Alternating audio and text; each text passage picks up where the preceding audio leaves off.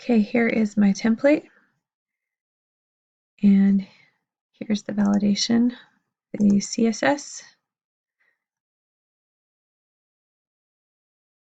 and the validation for the HTML.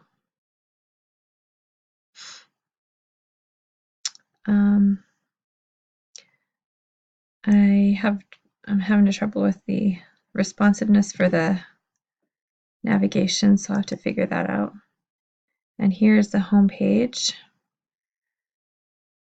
and the recipes and the reviews and the footer. And here's the validation for the CSS and the validation for the HTML. And also just the same issue with the navigation.